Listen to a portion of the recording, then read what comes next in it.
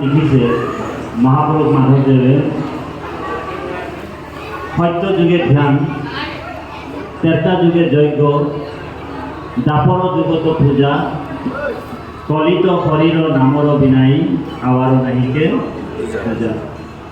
সত্য যুগৰ আয়ু আছিলে 17,28,000 বছৰ আৰু সত্য যুগৰ যুগ ধৰ্ম আছিলে যজ্ঞ কৰা। আৰু সত্য যুগ পাৰ হৈ গ'ল, ত্ৰেতা যুগ আহিল। ত্ৰেতা যুগৰ আয়ু হৈছে 12,96,000 বছৰ। ত্ৰেতা যুগৰ যুগ ধৰ্ম আছিল যজ্ঞ কৰা। তাৰপিছত ত্ৰেতা যুগ পাৰ হৈ গ'ল, দাপৰ যুগ আহিল। দাপৰ যুগত ভগৱান কৃষ্ণ অৱতাৰ হৈছিল আৰু দাপৰ যুগৰ আয়ু হৈছে 8,64,000 বছৰ। দাপৰ যুগৰ যুগ ধৰ্ম আছিল পূজা কৰা। তাৰপিছত আহি গ'ল কলিযুগ। আপুনি মই কলিযুগৰ মানুহ। কলিযুগৰ যুগ ধৰ্ম হয় কি? কলিযুগৰ যুগ ধৰ্ম কি? হৰিৰ নাম।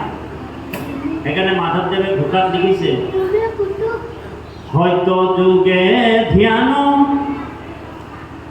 ত্ৰেতা যুগে যজ্ঞ, দাপৰ যুগত পূজা,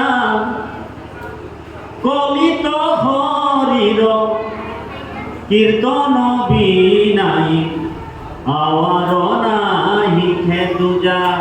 এইটো ষ্টাম্প মাৰি ৰাখিছে মাধৱদেৱে ভোকাত, যে কলিযুগত যদি আমি যদি ধ্যানটো যদি সত্য যুগৰ ধ্যানটো যদি আজি আপুনি মই কলিযুগত কৰি আছোঁ নেকি কেনেবাকৈ?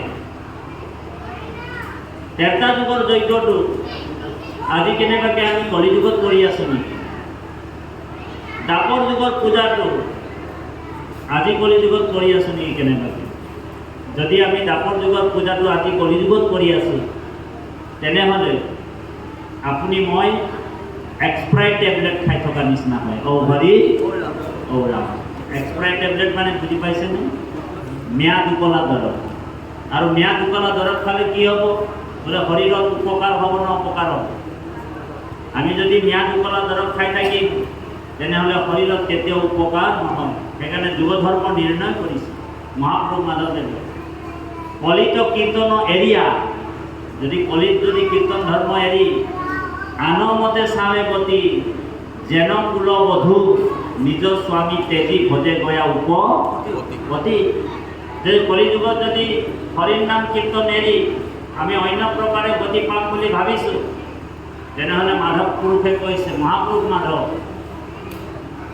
মহাপুৰুষ এনে নাই হোৱা। মহাপুৰুষৰ লক্ষণ আছিল, সেইকাৰণে মহাপুৰুষ। মহাপুৰুষ মাত্ৰ দুজনে আছে। মহাপুৰুষ ভাৰতবৰ্ষত মহাপুৰুষ বিচাৰিলে মাত্ৰ দুজনকে পাওঁ। কাক কাক পাওঁ? এক হৈছে মহাপুৰুষ শ্ৰীমন্ত শংকৰদেৱ, আৰু এজন হৈছে মহাপুৰুষ শ্ৰী শ্ৰী শ্ৰী মাধৱদেৱ।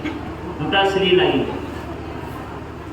আজিকালি এজন ব্যক্তি ওলাইছে, তেওঁ নিজকে দুটা শ্ৰী লগাই থৈছে। এজন মানুহ এজন ওলাইছে, তেওঁ দুটা শ্ৰী লগাই দিছে নিজকে। দুটা শ্ৰী কেতিয়াও লগাব নোৱাৰে, কাৰণ যিসকল মহাপুৰুষ চিহ্ন আছে সেইসকলেহে দুটা শ্ৰী লগাব পাৰে। আমি মানুহ কেতিয়াও দুটা শ্ৰী লগাব নালাগে। শ্ৰী শ্ৰী শব্দটো আমি ব্যৱহাৰ কৰিব নালাগে। বাৰু যাওক কি নহওক, দাপৰ যুগত কৃষ্ণ অৱতাৰ হৈছিল যদিও, বুজিনে বাৰু?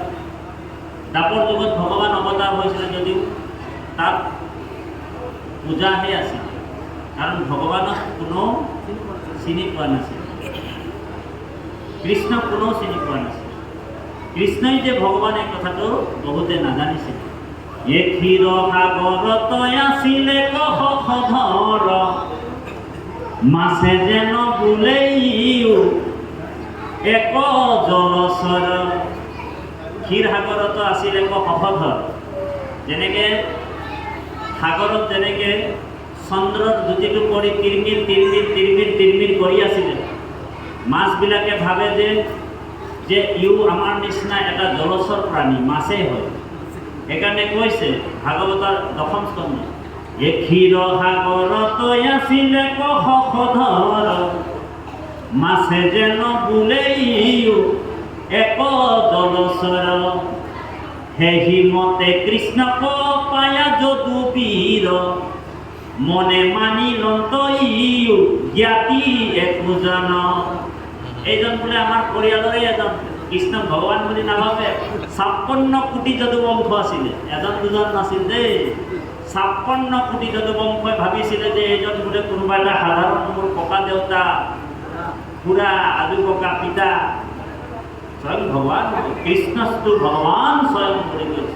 সেইকাৰণে উদ্ধৱক কৈছে, উদ্ধৱে বুজিছে, হে প্ৰভু তুমি যে বৈকুণ্ঠলৈ যাবা, তোমাৰ বিয়োগত তোমাৰ ভকতে তোমাক ক'ত দৰ্শন পাব, ক'ত লগ পাব, বৰ গুৰুত্বপূৰ্ণ কথা, ধ্যান দিওঁ। ভগৱানক প্ৰশ্ন কৰিছে, বোলে তদো বিয়োগানে তে ভক্তা কথম স্থাসন্তে ভূতলে, তোমাৰ বিয়োগত তোমাৰ ভকতে তোমাক ক'ত দৰ্শন পাব, ক'ত লগ পাব? তো ভগৱান কৃষ্ণই কৈছে, হে উদ্ধৱ, মই বৈকুণ্ঠলৈ যোৱাৰ আগত মোৰ সমস্ত বলবীৰ্য, সমস্ত বৈভৱ মই তিৰোহিত হয়, বোলে তিৰোধায়ে প্ৰবিষ্টয়ম শ্ৰীমদ ভাগৱতাৰ নাভম, মই ভাগৱত সমুদ্ৰত সোমাই তেন্নয় বাগ্ময় মূৰ্তি প্ৰত্যক্ষ বৰ্ততে হৰে, সেবনাথ সৰ্বনাথ পাঠো দৰ্শন পাপো নাশিনে। যোনে বোলে ভাগৱত কোনোবা দৰ্শন কৰিব, কোনোবা শ্ৰৱণ কৰিব, কোনোবা কীৰ্তন কৰিলে মোক ভাগৱততে লগ পাই থাকিব। গতিকে কৃপাল বাপাই সমস্ত আমি আপোনালোকক সেৱা জনাইছোঁ। কোনোবা দুজন হাতীতে বদলি দি দিব, পাঠ চলি থাকিব, পাঠ চলি থাকিবনে বাৰু? সুযোগটাত পাঠ চলি থাকিব। গতিকে কৃপাল বাপাই বাপ